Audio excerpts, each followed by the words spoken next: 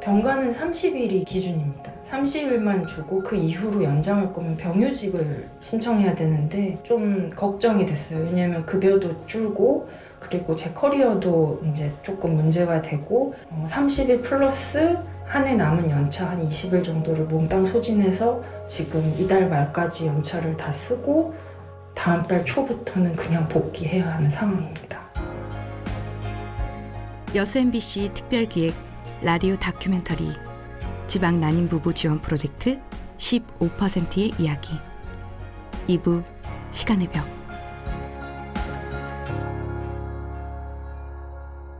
난임은 시간과의 싸움입니다.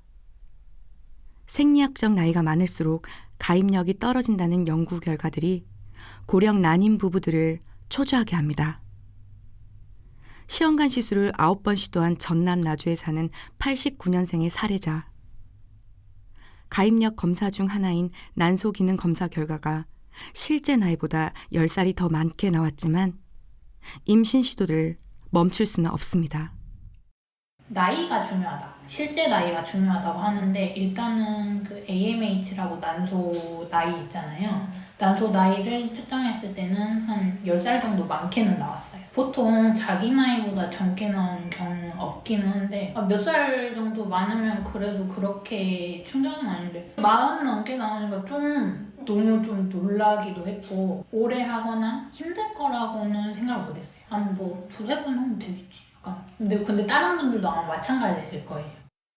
난임 치료는 보통 8일에서 열흘 정도 과배란을 유도하고 이틀에서 나흘 간격으로 병원을 찾아 난포의 성장을 초음파로 지켜봅니다. 난포가 성숙되면 난포 터지는 주사를 맞기 위해 다시 병원을 찾아야 합니다. 주사를 맞고 하루 이틀 후에 시술 날짜를 잡는데요. 이때는 남편도 병원에 가서 정자를 채취합니다. 체외 수정이나 인공 수정 시술을 하고 2주 후에 혈액 검사로 임신 여부를 판단하게 되는데요. 한 번 시술 받을 때마다 거의 한 달은 매달려야 하는 힘든 일정입니다. 서울에서 언론사 기자로 일하고 있는 사례자의 이야기입니다. 직장을 다니시면서 그냥 한 달에 몇 번 병가를 내서 난임병원을 다닌다? 저는 전혀 상상을 할 수 없는 그런 스케줄이에요. 일을 하면서 한 달을 온전히 난임 치료에 집중할 수 있는 직장은 없습니다. 연차, 반차, 주말, 공휴일 등 모든 것을 동원할 수밖에 없습니다. 여수의 한 사례자 남편은 그때를 생각하면 아내가 참 힘들어 보였다고 말합니다. 스케줄상 배란이고 어쩌고 검사해야 되고 그럴 때는 어쩔 수 없이 반차를 썼고 웬만한 정기 검진이나 당장 해야 되는 그런 시술들은 토요일 날 오전으로 잡았어요. 저희가 스케줄을. 무조건 금요일 날 올라가서 집에서 자고 아침에 제일 먼저 토요일 날 병원을 가서 시술을 받은 적도 있고 평일에 어쩔 수 없이 가야 된다라고 하면 오전 반차를 써요. 그래야 오전 반차를 쓰면 그래도 점심시간까지 여유가 있잖아요. 그래서 아침에 제가 데리고 광주 올라가서 치료받고 시술 뭐 이렇게 검사 같은 거 하고 약 타고 그리고 내려와서 다시 일하고. 우리나라는 법적으로 난임 치료 휴가를 보장하고 있습니다. 총 3일. 그나마 유급 휴가는 단 하루밖에 되지 않습니다. 현실적으로 난임 치료 스케줄을 소화하기에는 어려운 일정이죠. 그나마 올해 하반기부터 총 6일의 유급 휴가 이틀로 늘어날 거라고는 하지만 여전히 부족합니다. 기자로 일하는 사례자의 회사에는 난임 휴가 자체가 없습니다. 2년 전 38살부터 난임 치료를 받았고 지금까지 배아 이식 시술을 3번이나 받았는데 개인 연차로만 버텨왔습니다. 올해 5월엔 우울증 진단으로 받은 병가 30일을 난임 치료에 보탰습니다. 난임 휴직도 없습니다. 근데 다만 시험관 시술 당일에 한해서 유급 휴가를 주더라고요. 하루요. 물론 온 사회가 난임 환자들을 응원한다고 하지만 그 직장 내 상사와 나의 관계에서만 두고 보면 말하기 되게 어려운 주제이기도 하거든요. 언론사는 아직도 남성 상사들이 굉장히 많고요. 일이 하드코어 할 때는 사실 야근 주말 근로 이런 게 엄청 많기 때문에 언제든 일할 준비가 되어 있는 자들에게 유리한 조직인 건 맞습니다. 저도 지금까지 사실 그렇게 일하면서 이제야 내 커리어가 어느 정도 됐다고 생각해서 출산을 결심한 것도 사실이거든요. 그래서 말을 꺼내기가 어려운데 시험관 시술 당일만 유급휴가를 준다는 건 굉장한 도전인 거예요.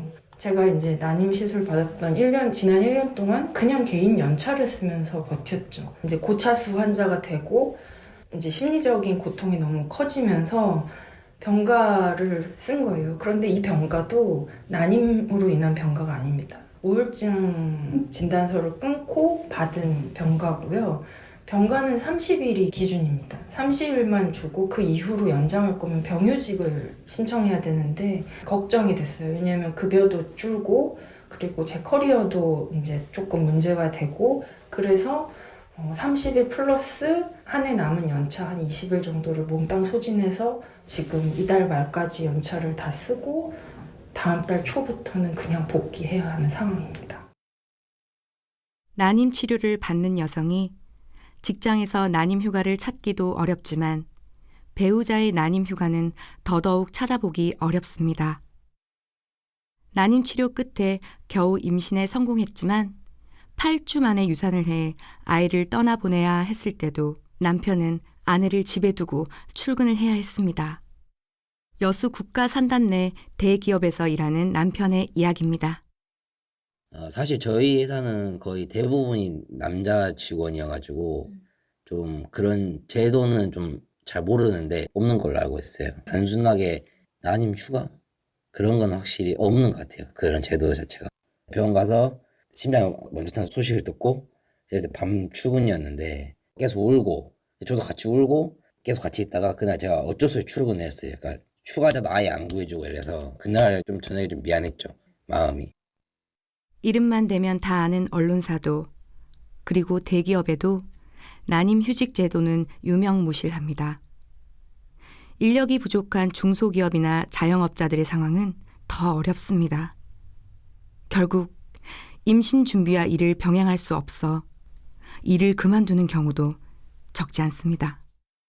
자영업자여가지고 병원에 가야 될 때도 같이 가야 되는 특정 날짜들 이럴 때마다 일을 빼고 가는 거잖아요. 이미 그 날짜를 신경을 써가지고 주사도 맞고 다 키워놨는데 하루를 미루면 확률이 떨어진다. 달리 선택할 수 있는 방법은 없어요. 그냥 일을 못 가야 하는 방법. 그렇게 되면은 아무래도 또 거기에 대한 타격이 있고. 요양병 원무과하면서 막 환자들 오면은 옮기는 것도 한 번씩 해주고 그랬거든요. 그만둬야겠다 해가지고 그만뒀죠. 출산휴가나 육아휴직도 살짝 눈치가 보이는데 이런 막 유산해가지고 그런다고 하면은 더 눈치 보이기도 하고 그런 걸로 쉬기에도 좀 그러고 해서 그냥 그만두는 게 낫겠다 해가지고 이제 그만뒀죠. 선생님들은 단점이 방학이 있는 대신에 평상시에는 개인적인 용도로 인해서 연차를 거의 못 써요. 학기 중에는. 근데 양해를 또 구하고 수업을 바꿔서 내가 그때 얻는 병원을 다녀온다던가 해야 돼서 오픈을 해야 돼요. 남들이 보기에 학교 선생님 왜 이렇게 병원을 자주 가고 왜 이렇게 빠지고 맨날 옆 사람한테 수업 바꿔달라고 이상하게 보일 수 있잖아요. 일을 거기서 하고 있었어도 계속 그러면 좀 민폐가 돼서 그만뒀을 수도 있고 새로운 곳을 가면 들어가자마자 또 병원 다닌다고 하면 좀 그렇잖아요. 그 전에 학교는 내가 쭉 다녔던 데라 해준 것도 있지만 병원을 다녀야 되는 사람이 학교에 근무를 하면서 계속 자리를 비우면 좀 민폐니까. 아이를 가지려는 것뿐인데 주변에 민폐를 끼치는 이상한 사람이 되어야 하는 현실도 아프지만 난임 치료를 위한 시간을 겨우 뺀다고 해도 직장에서 승진에 제외되거나 차별을 겪지는 않을까 걱정입니다. 오히려 저연차가 할 일을 나에게 시키는 거죠. 너는 어차피 업무 성과가 적게 나올 수도 있는 상황이니까 배려해준다 하면서 차별을 하는 거죠. 제가 15년차 직장인이라고 해요. 중간관리자급인데 저연차 대리급이 할 일을 하면서 편하게 있어. 라면서 배제하는 거죠. 이 끝날 병이라면 몇 개월 동안 내지는 뭐 내가 잠시 쉰다 이 개념이면 너무 좋죠. 다시 돌아오면 되니까. 근데 사실 난임은 그 끝나지 않은 싸움이잖아요. 언제 결론이 날지도 모르고. 그러니까 사실 불안함이 커지는 거죠.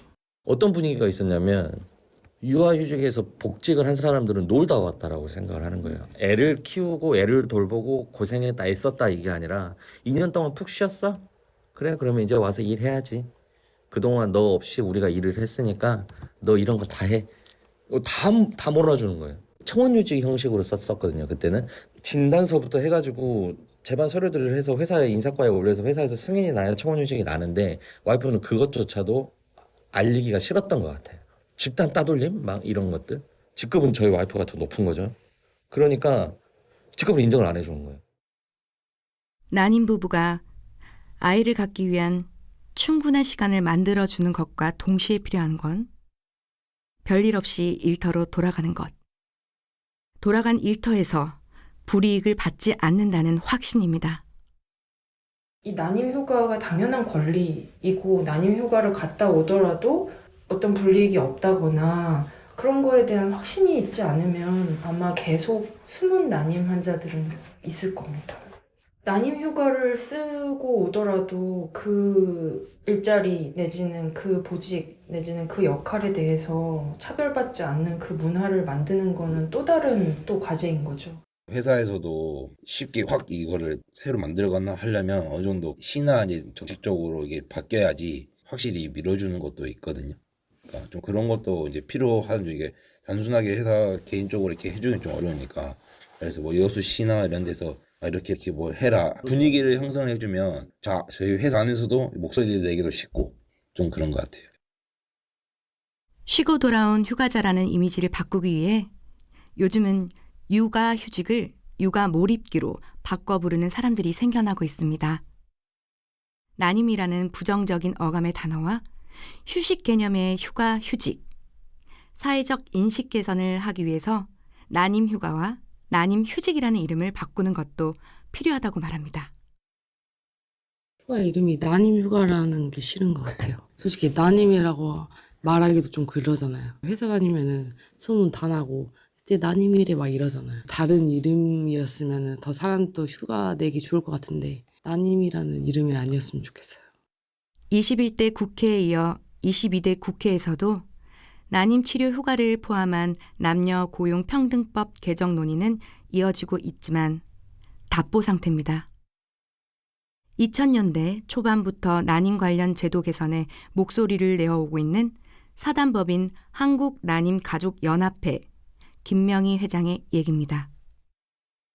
3일이냐 6일이냐 하는 난임 휴가의 제도 마련도 중요하지만 마련된 제도가 현장에서 작동이 가능하도록 환경을 변화시키는 노력이 동반되어야 되지 않을까 싶습니다. 일정 기간 동안 시술을 충분히 받을 수 있도록 하는 난임 휴직 제도도 육아휴직 제도와 마찬가지로 필요하다고 생각합니다. 난임의 문제는 많은 정치인이나 정부 관료들이나 개입을 하기를 주저하는 경향이 있습니다. 아무래도 정치인이나 관료들의 경우에 그런 정책의 효과가 빨리 나타나고 크게 나타나고 하는 거를 중심으로 일하기 때문에 그렇지 않은가. 2017년에 건강보험 편입 이후에는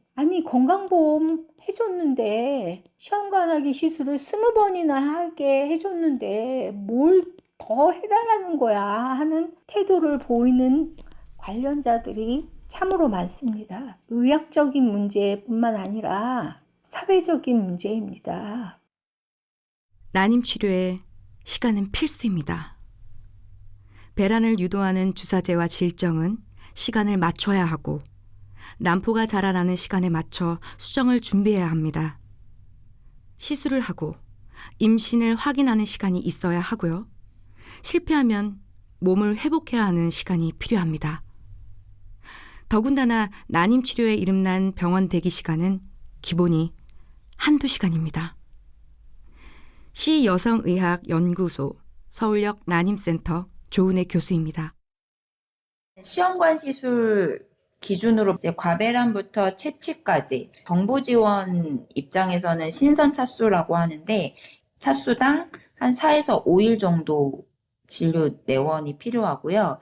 그리고 동결 이식은 차수당 3에서 4일 정도가 필요하게 됩니다. 한 2주 내에 4, 5일 정도 내원이 필요하므로 거의 3일에 한 번씩 병원에 내원한다고 생각하시면 되고요.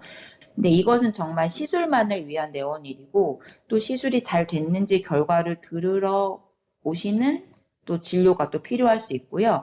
이제 시술 후에 다른 불편감이나 응급 상황이 생겼을 경우에도 추가로 방문을 해야 될 수 있습니다. 분명한 건 난임휴직이 좀 더 공식적으로 제도화되고 더 일반화가 된다면 많은 환자들이 좀 더 편안한 상태로 병원 진료를 받을 수 있을 것이라고 생각합니다.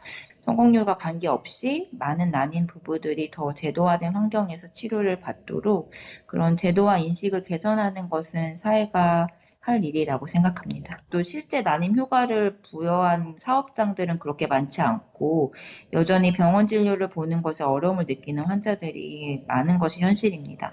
지방에서 서울로 병원을 다니는 경우는 더더욱 그렇고요. 서울에서 만난 사례자는 다시 일터로 돌아가 취재 현장을 누비고 있습니다. 그리고 올해 난임 치료에 써야 할 개인 휴가는 이제 없습니다. 아마도 그냥 내년 연차를 2월에서 그냥 끌어다 쓰려고요. 미래가 없는 거죠, 어떻게 보면. 그냥 끌어다 쓸 수 있는 거는 쓰고, 네, 그냥 미래는 없습니다, 저한테는 지금은. 여수 MBC 특별기획 라디오 다큐멘터리 지방 난임 부부 지원 프로젝트 15%의 이야기 2부 시간의 벽 구성 이선화 내레이션 황보라 연출 이용선이었습니다. 이 프로그램은 방송문화진흥회 지원을 받아 제작되었습니다.